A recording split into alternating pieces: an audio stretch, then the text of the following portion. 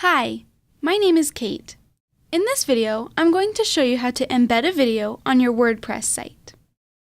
First, I'm going to go to a video hosting website such as YouTube and find the video that I want to put on my site.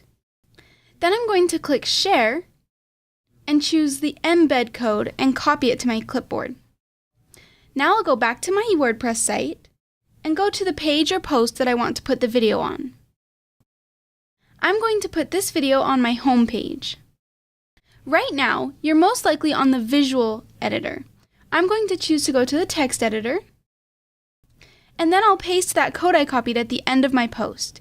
You can place it wherever you want the video to appear. Then I'll click Update. Now I'm going to go view my page to see how the video looks.